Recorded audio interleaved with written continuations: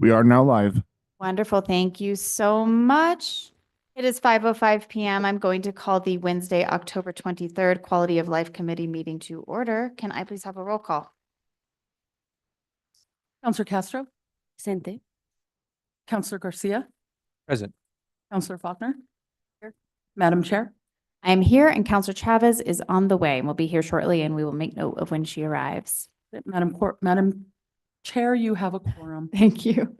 Moving on to approval of the agenda. Do we have any changes from staff or members of the committee? And if not, can I get a motion? Move to approve. Second.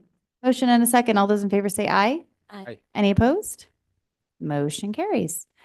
We have nothing pulled from the consent agenda prior to the meeting. Does anybody have anything they would like to pull at this time? And if not, can I get a motion? Motion to approve. Second. Motion and a second. May I please have a roll call? Counselor Castro, Yes. Counselor Garcia, Yes. Counselor Faulkner. Yes. Madam Chair, Yes. motion passes. Wonderful. Thank you so much. All right, let's move on to our presentation for the day. We're very excited to have you.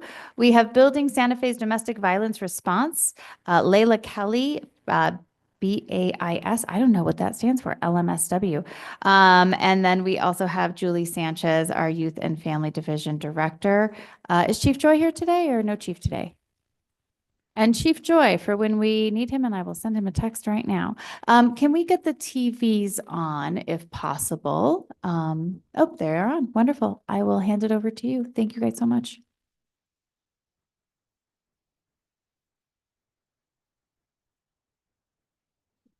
Hi, good evening, committee members, Madam Chair.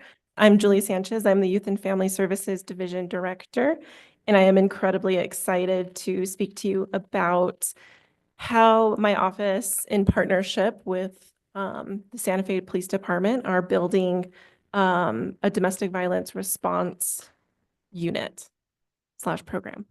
I just want to make note that a lot of this work came out of a really critical juncture in the city.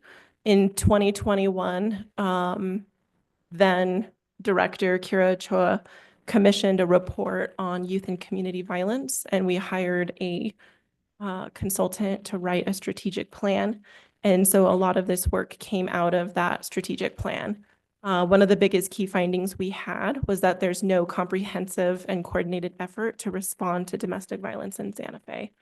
And so, as we presented that information and that plan, one of the things that came out of it, and one thing that I'm incredibly grateful for, was the commitment of the governing body to allocate $1 million in American Rescue Plan Act money to support youth and community violence initiatives.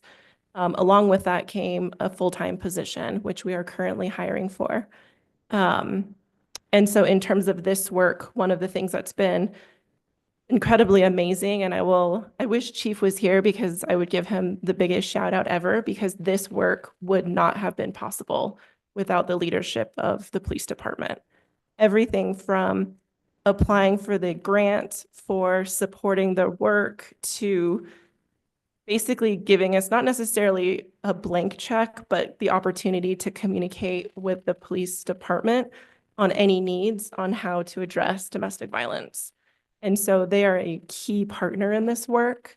And I just want to make sure that I give them huge acknowledgement and credit, as well as to the governing body for supporting this.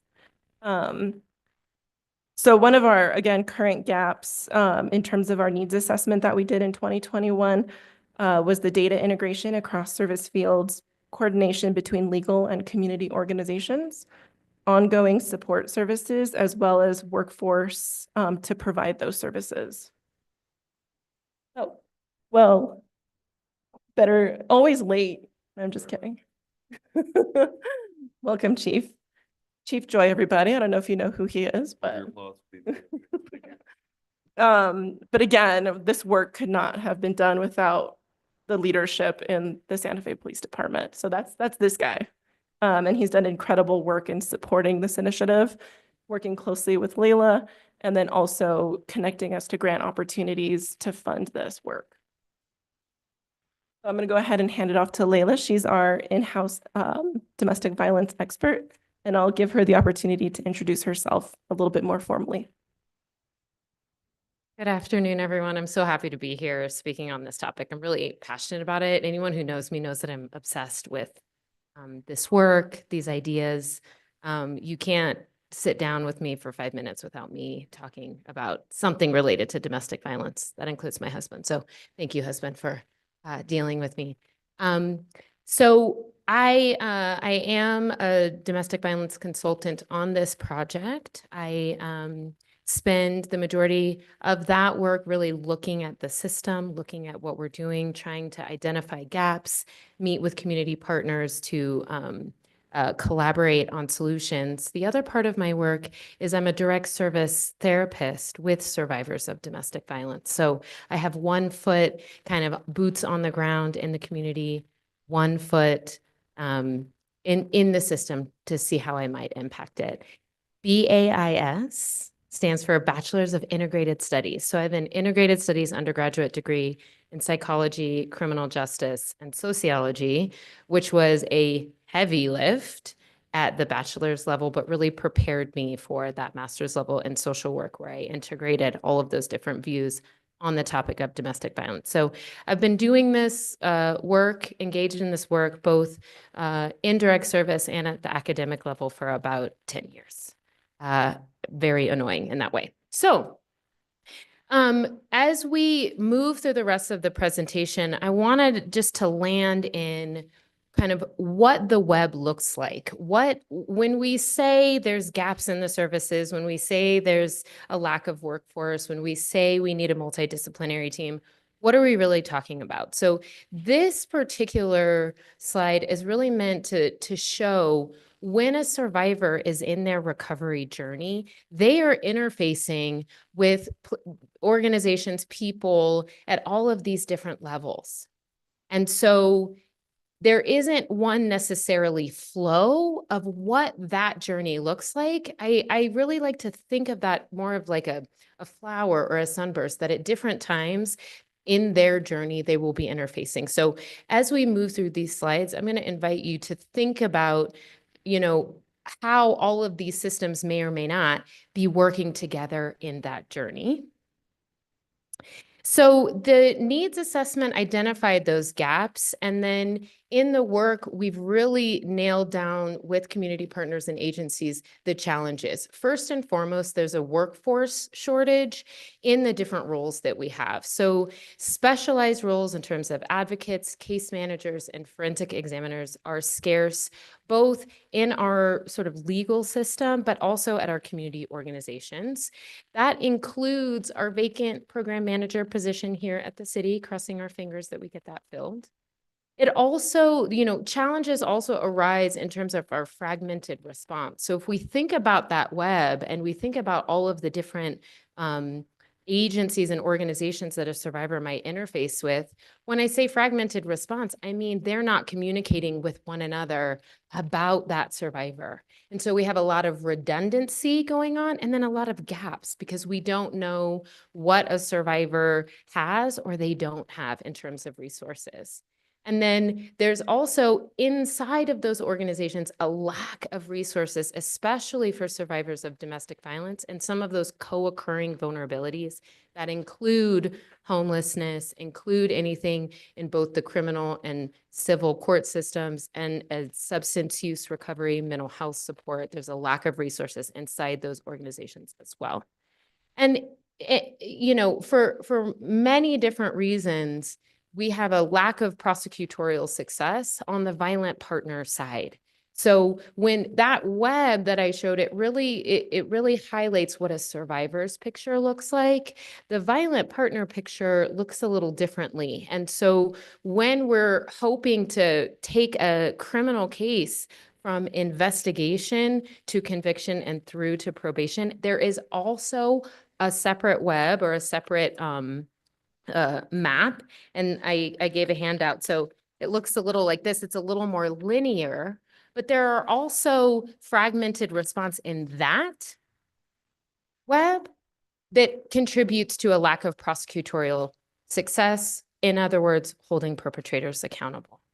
All of those kind of build up to create a very difficult landscape for survivors to break the cycle of domestic violence. So we end up having repeat victims of violence who are circling the cycle many, many times. So our plan is to build up the workforce. So we have allocated money from ARPA funds to fund direct service positions at 4 agencies here in town. Christus St. Vincent Hospital at an advocacy level, Esperanza, Solace, Consuelo Space at the case management level. We have also recently been awarded a grant funding to create a direct service position that will be in support of Santa Fe PD in their response to domestic violence. I want to take a minute to just discuss a little bit what these roles are. So what do I mean when I say advocate? What do I mean when I'm talking about a case manager? What do I mean when I say a forensic nurse examiner?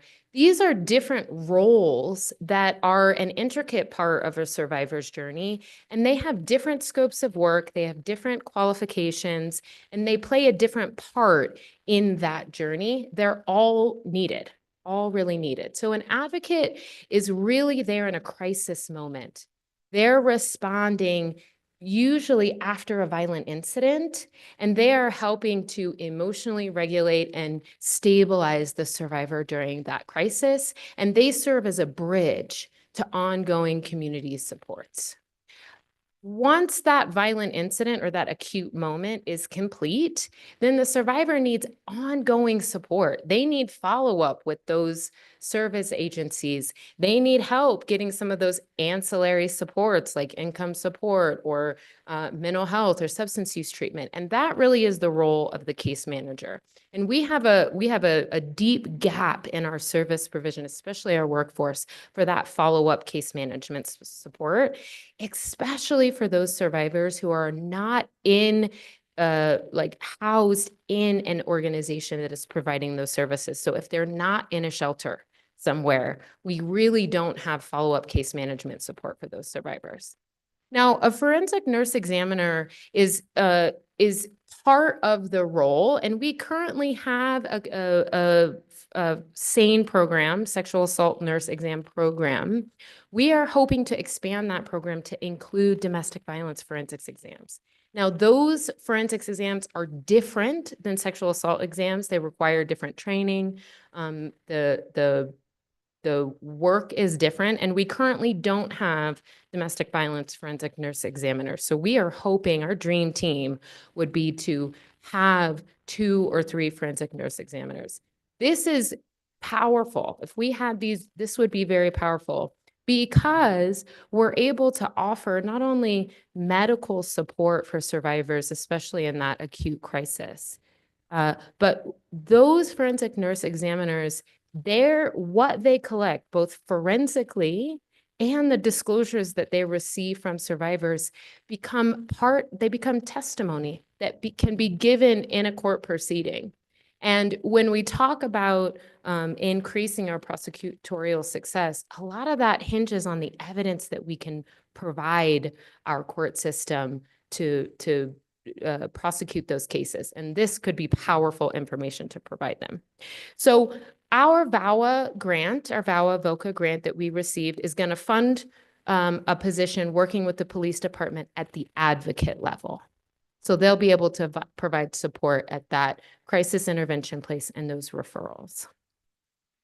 We are hoping to build a multidisciplinary team to pull together all of those systems. And I'm really advocating for this multidisciplinary team. I almost made it through, a lot of words, that has 2 workflows in mind. One that is that public health flow, that's that flower. You'll notice that a lot of those agencies are in the public health sphere. They're in housing, they're in mental health, they're in substance use, and they do interface with the legal system as needed. But primarily their support is focusing on getting that survivor everything they might need to move through their recovery journey. And then we need a legal system flow, one that helps track a case and a perpetrator from investigation to probation, that understands where we're getting hiccups, where those challenges are. So I'm really advocating for those two workflows. This means we also need to have that multidisciplinary team, I'm gonna get it, to really be thinking in two parallel frames of mind. One is, what are our current cases? What does it look like actually on the ground? Who's doing what? What do we need?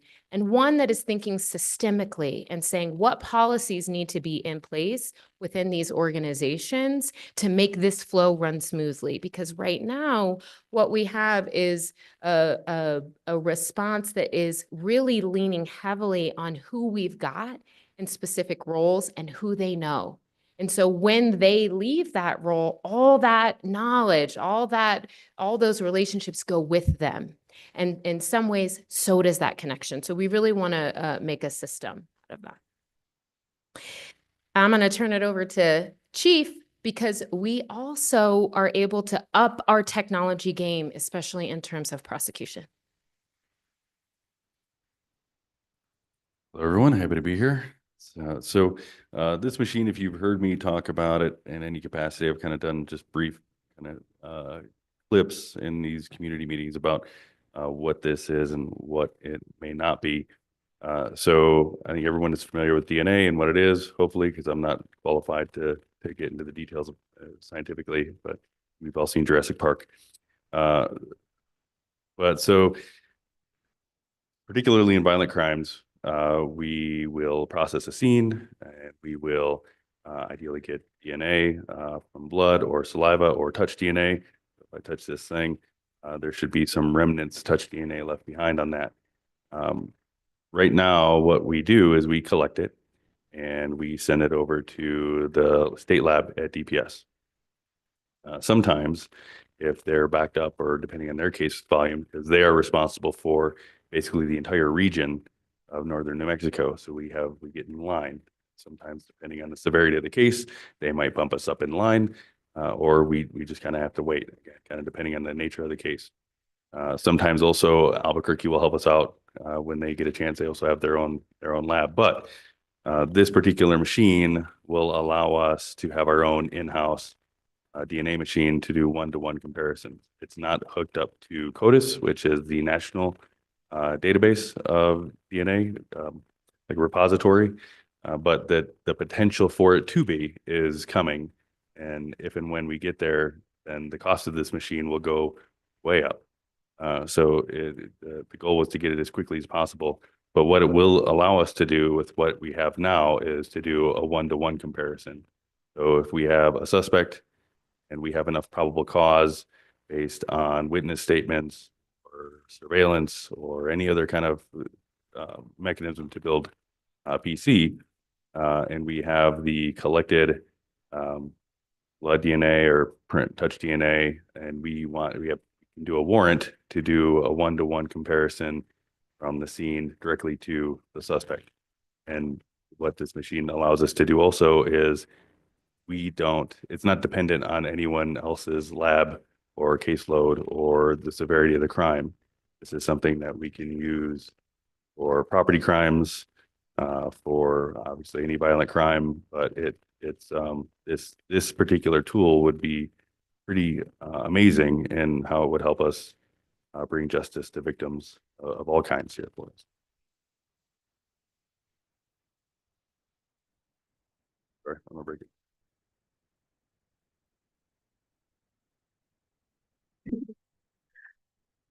So thank you all. Thank you, Chief. So right now, in terms of this domestic violence work, we have dedicated, at least through ARPA funding, about $240,000. We received $93,000 through our VAWA grant, and then about $200,000 in VOCA funding. And then we also, of course, have our consulting contracts at $60,000. So right now, the city, in partnership with CVRC, have a total funding allocation for this work of roughly around 600,000. And that's an incredible investment by the city to start building this team and start building this work. And of course, my goal is to bring in additional funding so we can look at expanding our dream team, bring in more case managers, figure out how we can get an in-house sane contractor to grow this work and to make it really work for our community.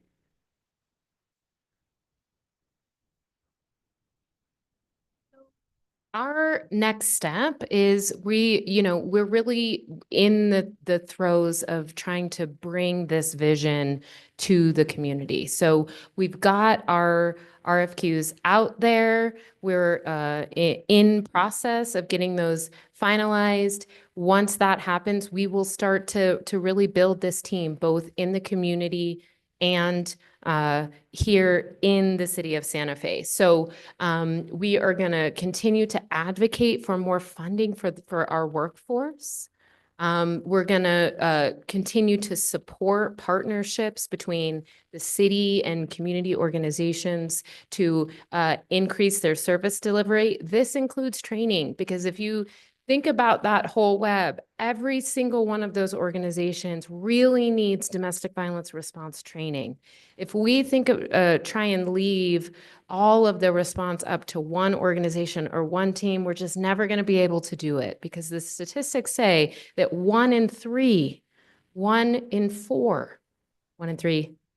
in 4 men are going to be a victim of domestic violence. That is too much for one agency, one team to handle. So we really need to pull in community support, and we're hoping to do that through training our organizations to have an in-house policy for domestic violence. Our long-term goals are really to pull forward permanent funding. The ARPA funds are currently funding our RFQ grants. We want to get permanent funding to keep those roles going. And then we are hoping to do some state level advocacy to keep domestic violence high on the priorities list at the state level. Thank you. Wonderful. Thank you so much. Really, really appreciate you guys being here. Really appreciate this presentation. I think especially being able to see the fruits of our ARPA investments coming forward in this way are really, really quite wonderful. So thank you so much for being here. To the committee, Councilor Chavez. Thank you. I apologize for being late, by the way. I want to first thank you for your work.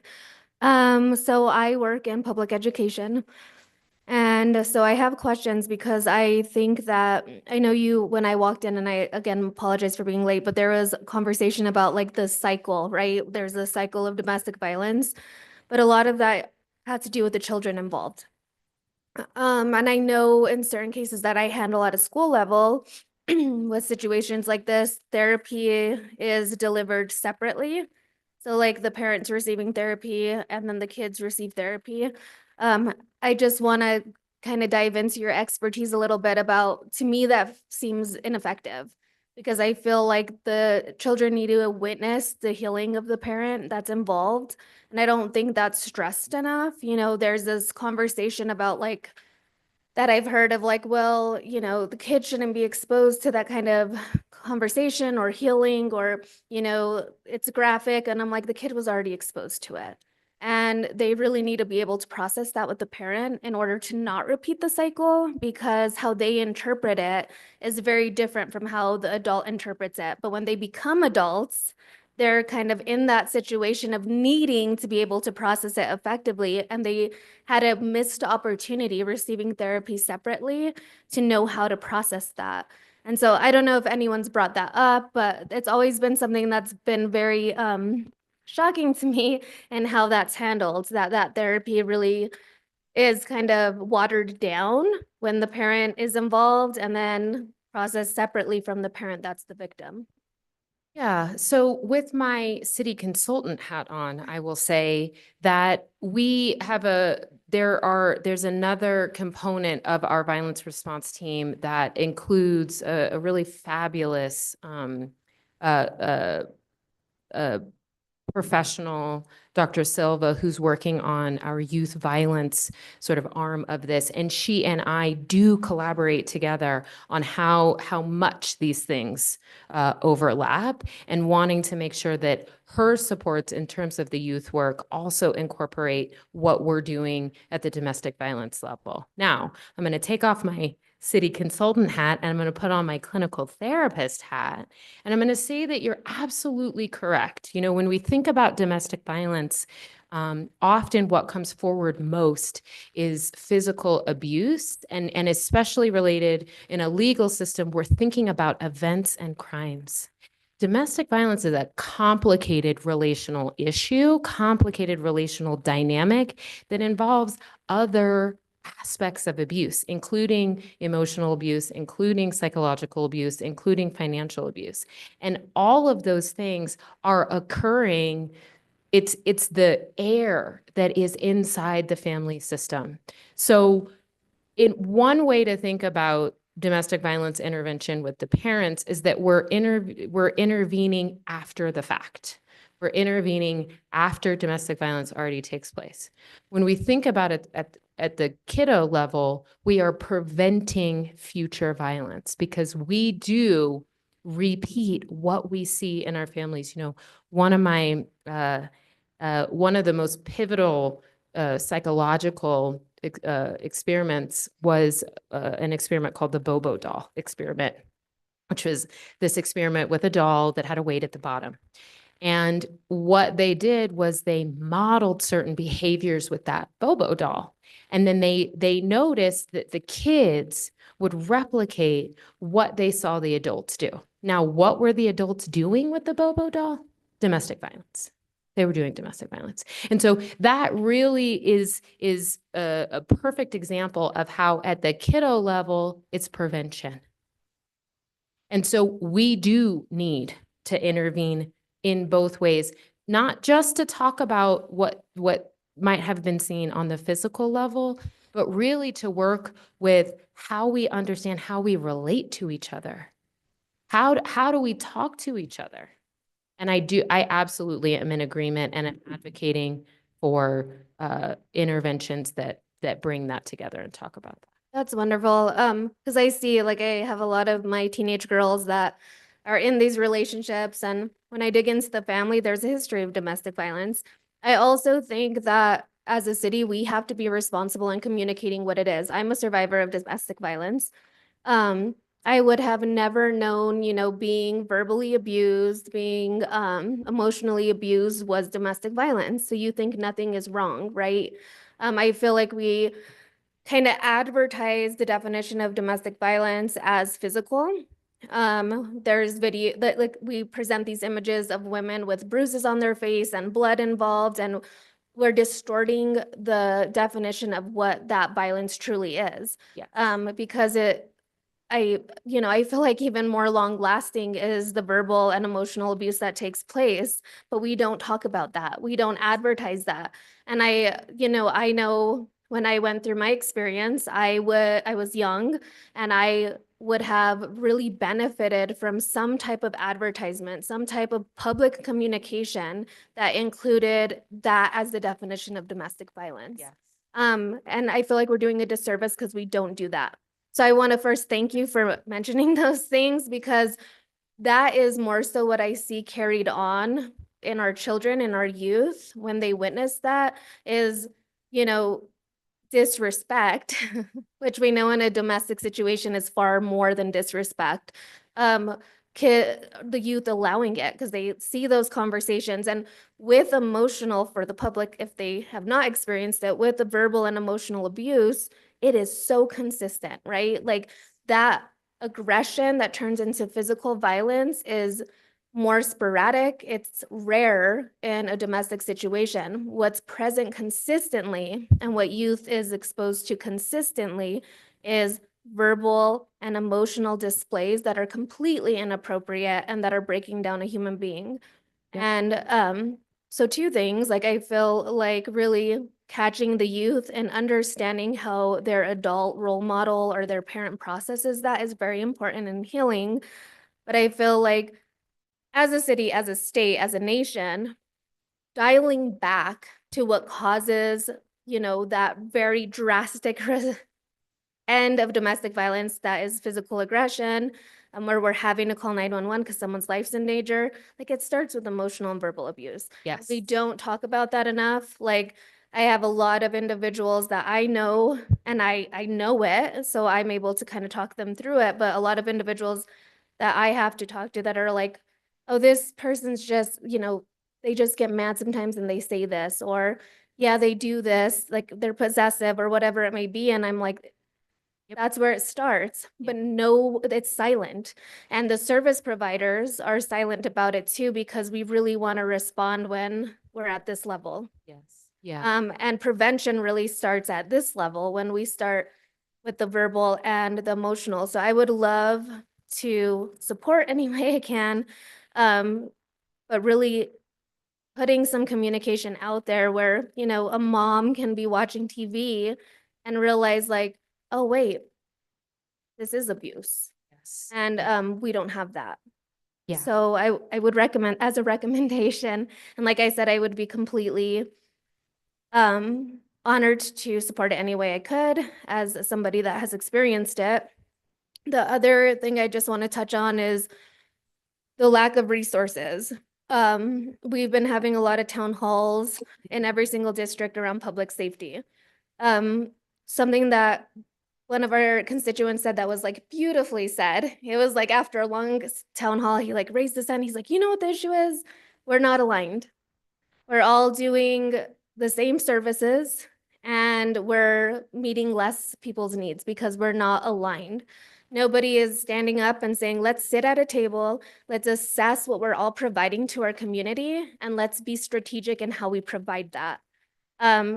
Imagine how each of our community partners that address mental health or emotional behavioral health, how much they could contribute to the survivors of domestic violence if we would just be aligned in like what the community needs are right now. I know that the mayor kicked off a campaign around homelessness and everyone's going to start talking or whatever that may be. But I feel like someone in power needs to sit down and bring important people to the table and confidently say, data shows these are issues. You all provide essential services to these individuals, but how can we do it strategically so the dollars that we are funded and the resources we have go a long way? And hearing your need around domestic violence makes me even more passionate about the fact that, like, when are we gonna sit down and set goals around needs and bring people to the table that could actually provide services? Like, we have to. We're rich in resources as a city. We really are. We have amazing community partners. We have amazing members that are very passionate about making a difference, but nobody is giving them the North Star. So we're all going in different places, right? And we're giving the same people the same services, which is loss of funding and loss of resources. So I'm hoping that, I know that I have some city councilors here that are kind of aligned with me and trying to figure out how we could strategically get people to sit down. But I'm hoping if we do that, we could have some impact on these survivors, because the resources are out there. But we're just unfortunately not strategic enough and not clear and concise about what our goals are based on our community data. So I'm hoping that we could assist. I keep going like this because Counselor Faulkner is somebody that I speak to this often about, and I'm very passionate about it. Like I said, I have struggles around mental health. I am a survivor of domestic violence.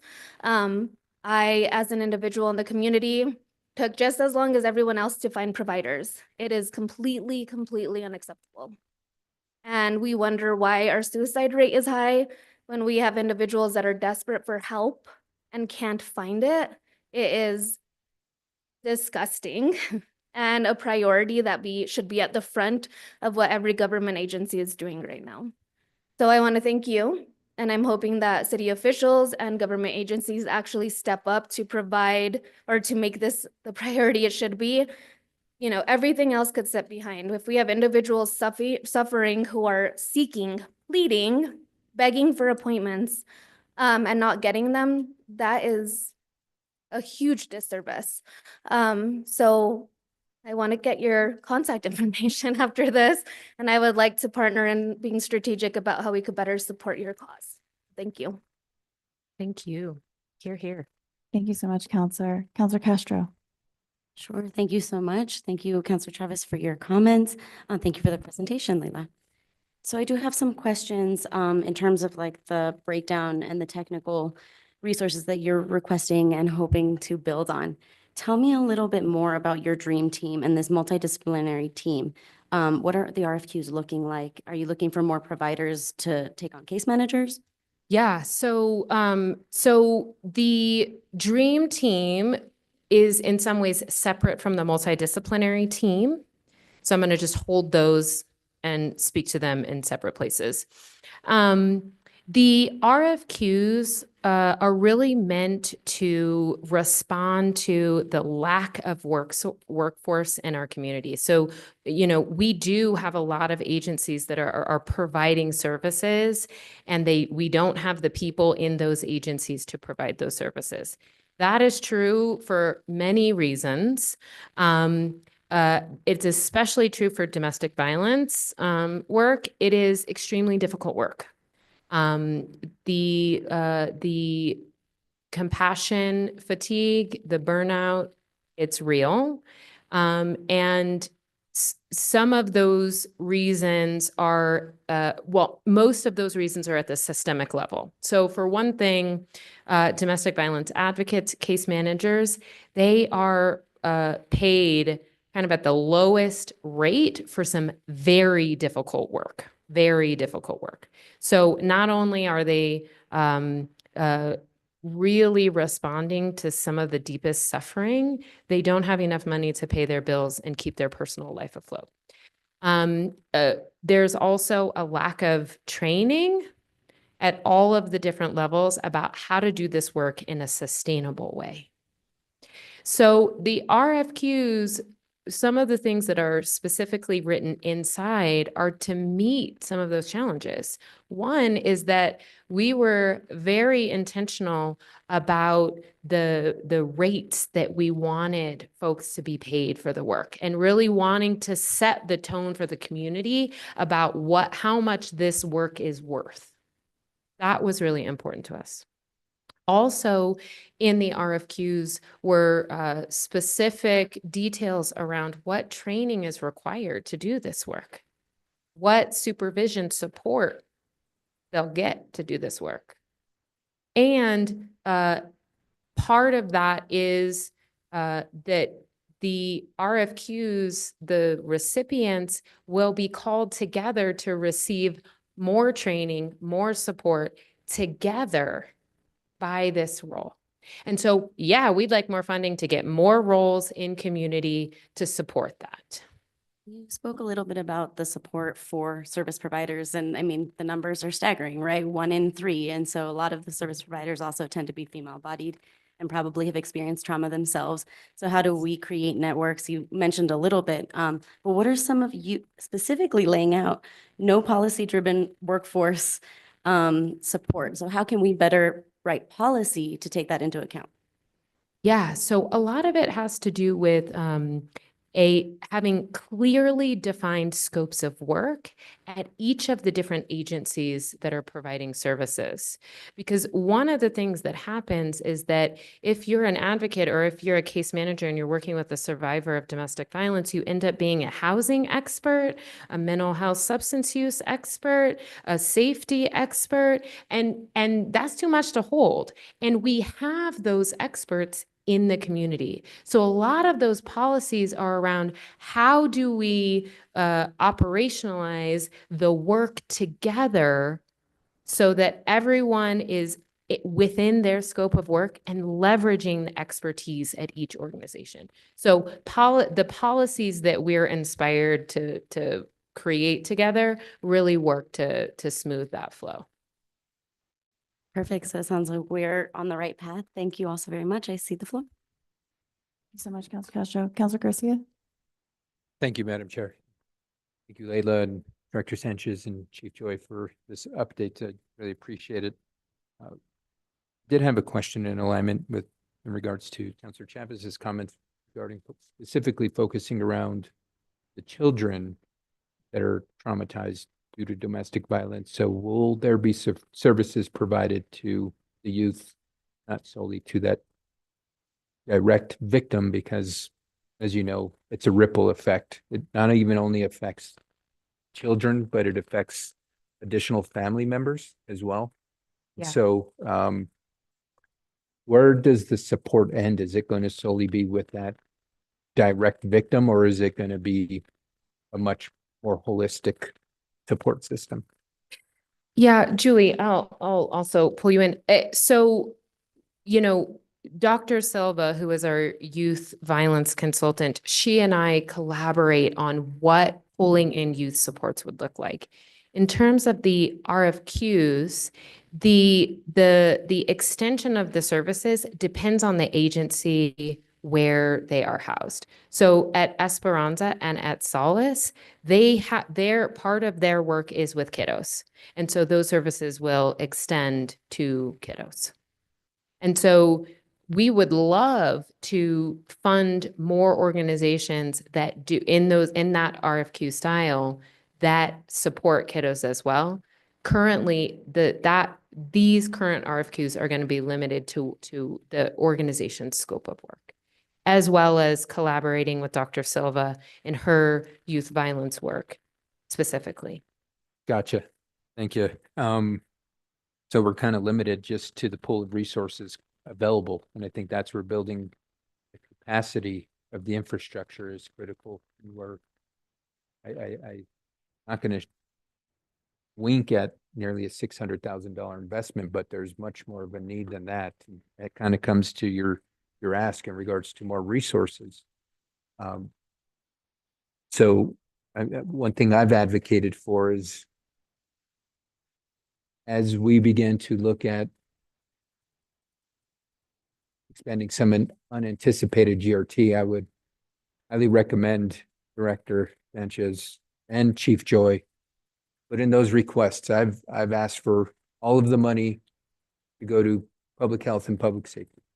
And this is an exact example of the work that needs to be funded, because the infrastructure is not there. And we can't build a robust support system if we don't have the infrastructure. And it kind of starts with Chief Joy and his team to begin to direct folks to the immediate services. Coupled with that, we need a full-time staff person at the city. I mean, plain and simple. So I know we've heard in the past that we don't fund positions through unanticipated GRT, but we can be creative and we can hire somebody on a term position, knowing that we have a certain period of time that this position is going to be in place. So it's not extending beyond a certain period of time, but it would allow for us to begin to build networks, begin to build collaborations, begin to chase resources, begin to have those sustainable resources that are needed, right? And ultimately, as I've always said, we put our money where our mouth is in our budget. If this is a position that's critical to our city, then it gets funded. And it's up to us as the policymakers to ensure that that position is funded. So just planting the seed that, as Councilor Chavez said, there is going to be resources available. Please seek them, please ask for them, because we can't allocate them if they're not asked for. I know some might not have the same opinion, but I'm going to say ask, because all we can do is tell you no. And I'll be one of your strongest advocates to ensure we have a full-time position for not only a domestic violence coordinator, but somebody that's solely dedicated to developing resources. I mean, I think that's one thing that we as a city government really need to step up our game in regards to resource to development. There's so much pools of funding outside of what we currently have. And if we had somebody that helps you solely directly, Director Sanchez, to get money for you, somebody solely directly to help you, Chief Joy, to get money for y'all, we can begin to move mountains. Yeah, and I will add that this is the team that applied for the VOCA and VAWA grants. If it wasn't for Chief Joy's like letter of support, if it wasn't for Layla's writing skills, if it wasn't for my, putting everything together, like we wouldn't have received this grant. So I absolutely agree with you 100%, is it would be great to have somebody to help us bring in those resources and then also be able to help us manage it, right? Because right now, Yeah, I'm the yeah, one managing it. Yeah, no, and you all are stretched thin. I mean, Yeah. You are wearing many, many, many hats, and it's Mhm. not fair to you. And at the end of the day, it's not fair to the service recipients. Yeah. And I think if we're going to do this, we need to do it right. We need to do it with the appropriate amount of resources. And we need to do it in a fashion that is sustainable and ultimately something that the public has confidence and trust in. Because this is a topic that ultimately you have to have the trust for somebody to come to you at their weakest moment. And if we don't have that, many, many, many folks are going to fly under the radar, and that's not fair. Please ask that just please ask for help from us. So I'll help you any way I can. Thank you for all the work that you're doing. Thank you, Madam Chair. Thank you so much. Counselor Faulkner, then Counselor Chavez again. I just want to echo with my fellow council members. As a lobbyist and as a leader, I'm getting incredibly frustrated that we, as a culture, seem to identify this is a huge problem, behavioral health in general, and yet we do not fund it like it's a huge problem. And that's really frustrating for me.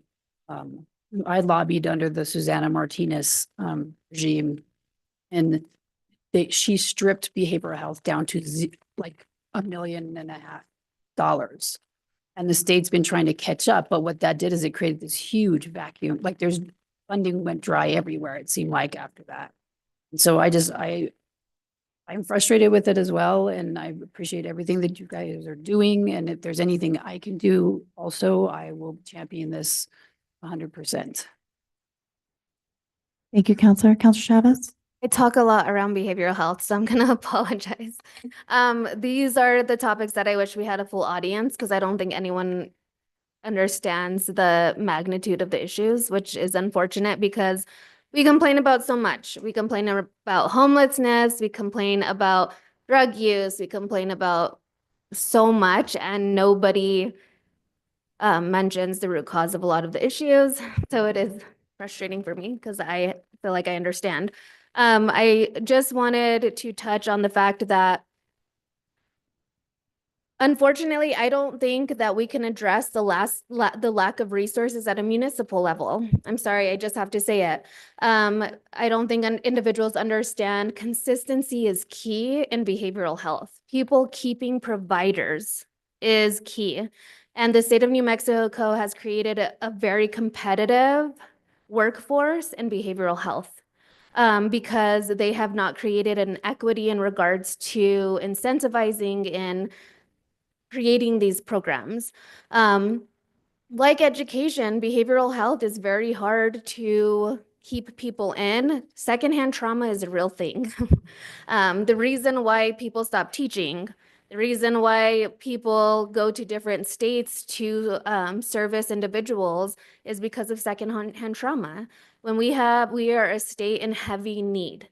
So when you're a provider of any type of service and meeting people, I was going to say students, and meeting individuals' needs, it is very heavy, like, especially because a lot of the people that go into these services already have trauma of their own. So not only do they have trauma of their own that initially got them into the field, but now they're taking on secondhand trauma. So it is so unstable. So, like I said, I wish we had a full audience because where the change has to take place is within the state level. Like we have to find, and I always say like incentivize behavioral health providers in some way to draw them to New Mexico. They will need some type of incentive because our need is very high. Our trauma, the abuse, the drug use, all of the things that lead to everything that everyone complains about is so heavy, more heavy than anyone truly realizes. That if I was a behavioral health provider and I had a family that I had to go home to and I had to serve in New Mexico or serve in a different state that had less demand, I'm gonna go to the other state because I still have to function as a human being afterwards. And it is heavy. These providers take on so much that has such a negative impact on their personal life. And if we can't, one, support them, and two, incentivize the fact that they're choosing to serve a state with this high demand, we're gonna have inconsistent services, which means we're gonna have the same issues over and over again. So I know in a lot of the town halls, what we've been saying is like, talk to your state legislatures. Like that's where it has to happen. If the state doesn't prioritize behavioral health, we're never gonna see it at the level we need to. And like, we'll be advocates, of course, because we're very passionate about it, but we're 5 individuals. The community needs to make noise. They need to really step up and say, this is the root cause of our issues and we need the state to address it. And unfortunately, a lot of our community members aren't educated in the fact that the things that are bothering them the most are actually caused by the things that the state's not addressing.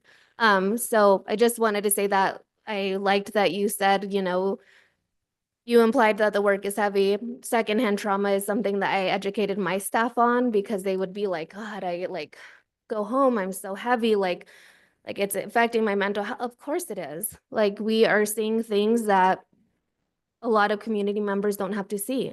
We're trying to help individuals that aren't responding to the help because it's inadequate. Like those are things that keep you up at night. So I feel like we have a council, or at least Santa Fe has a council that really sees the gap, and like we're going to address it, and we're trying very hard. I know I attended a town hall in District 3, District 4, we had one, and we kind of said the same thing. We're trying to educate individuals, like, what is the root cause? Make noise about the root cause. So I want you to know we're making noise, but I just also want you to know that it has to come from the state to create a sustainable change or sustainable services. Because at a city level, like with our budgeting, it's determined by the state, a lot of that. And so if it's not there, then we're losing service providers because they're going to go somewhere else where they make more money. And so until we have that state support, these programs, these initiatives that are so, so essential to help keep our community healthy are going to fall, which is unfortunate. And is going to just cause the repetitive issues that we keep seeing in our community. So please know we're advocating at a state level, and we're trying to spread the word to our community to do so as well. Thank you, Counselor Castro. Just very quickly, I think it might be appropriate for us to maybe think about this for our upcoming legislative session and talk to our lobbyist. I think we would actually have to pass a resolution, but we can work on that before the session starts. Yes, we will have a legislative priorities resolution that comes through. And so that we've done it a couple different ways, but that's a big one where we do have the opportunity. So I think having those conversations now is they're going to be drafted at this time. So we're in public. As long as we're in public. Well, thank you. Thank you again so much. Really, really do appreciate it, and really appreciate the conversation from my colleagues. Kind of along the lines as Councilor Chavez was just talking about with the state infrastructure, I believe the county gets behavioral health dollars from the state. Is that accurate? I don't want to misquote, but I know that there was a property tax increase that was going directly to behavioral health services. And so are we working with the county at all and seeing how they might be able to support this as well? Because again, this isn't going to stop at city lines. So Madam Chair, the county did contribute funding, and an MOU, a revised MOU, was going to come to the governing body with continual funding. I think right now they're at a funding level of about 100,000 a year in contributing. And that's specifically focused on both youth and community violence work. So some of the funding that you saw in that presentation was Part of the county funding. Part of the county's Wonderful. Glad to hear, because that does help us a lot. And as was mentioned, we do have that coordinator role open right now. And I believe that one's, are we posted right now, or are we in the interview process? We're in the interview process. Okay, it's been posted a couple times, hasn't it? Yeah, to Counselor Chavez's point, I think this is one of the big issues that we keep running into. We had this conversation around police as well, is that, you know, this of adding positions, but we are in such a state of, we can't even fill the positions that we have for these areas. And that is something that is not something the city can solve on our own. So again, how we start to look at these larger structures. The other piece we've been starting to talk about more with this safety issue, and you briefly touched on it, Layla, with the service flow for the violent partner. But some of the gaps and holes in our criminal justice system, and also just some of the ways that our criminal justice system is designed to not necessarily rehabilitate and reintegrate, but rather to punish and then serve your time and people are out. And that's, you know, another piece that I know has come up so much in all of our conversations that we've all had around public safety recently. How's that work looking like? You know, when I see on here, you know, conversations around the courts and the district attorney's offices and the legal system. And you did mention some of the staff that does help with coordinating with law enforcement. And I know the victim advocates are often very much involved in that process, but that does seem like another area where kind of out of our league, or out of our jurisdiction, but really has a big impact on this work. Can you speak any more to that? And again, recommendations, you know, a big piece of what we are discovering is how much we need to bolster the community to come talk about these things to the appropriate elected officials, as well as use our capacity at elected officials in this level to speak to those, our counterparts in other levels of government. So if you could speak to that, I'd appreciate that if you have it right now. Absolutely. And I'm also going to look to you to fill in any place where I am speaking, because I have, my undergraduate is in criminal justice, but that's just enough for me to get in trouble. So yes, you know, when we think about our response, there is the survivor service flow, and then there is the service flow that is connected to what is happening with the violent partner. And what is happening with the violent partner really sits in that legal system. And there are some deep gaps and some deep challenges in our current flow in the system. So we have plans to increase the training that our law enforcement officers get around investigation and reporting. We've got a great consultant coming in on that. You know, he's a domestic violence specific detective, so he has a lot of really fantastic insight that we're going to be working with to pull in that training to up the investigations that we're doing. And I'm tracking that even back to the dispatch level. So when someone calls 911, and it could be the survivor themselves, it could be a neighbor. So what does it look like from there? There's opportunities for us to adjust policy at that level, at the dispatch level, at the investigation and reporting level. There are opportunities for us to come together between law enforcement and the court system. We can smooth those conversations. And the advocate role that was funded, CVRC, VAWA, really is meant to help smooth that, to help smooth those communications between what is happening with law enforcement and what needs to happen in court as it relates to that. At the court level, they have a pre-prosecution program that a lot of perpetrators or offenders could get screened into depending on certain offense levels. That's a huge opportunity for us to put in place a lot of the different rehabilitative supports to really reduce recidivism. So there are opportunities there. There are opportunities at the probation level to really take a look at what happens after conviction. How are we monitoring folks who've been convicted of a domestic violence charge? What do we need to do to increase safety? So all of those, at all of those different levels, we really need policy that comes in to support that impact that we're hoping to do inside the multidisciplinary team. I think Layla explained it more eloquently than I can. I'm gonna sign up for her podcast whenever she gets one. But no, these women behind me are brilliant, and they've done a lot of wonderful work. Our lane in law enforcement is very specific, and it should be. It's law enforcement. The situation that we have and the frustration that as a department, and also me specifically back in my patrol days, I tell people back when I was a real cop, was we would go to these scenes, we'd intervene, we'd make the arrest, and then we give the survivor a card, and you call that person, have a good night.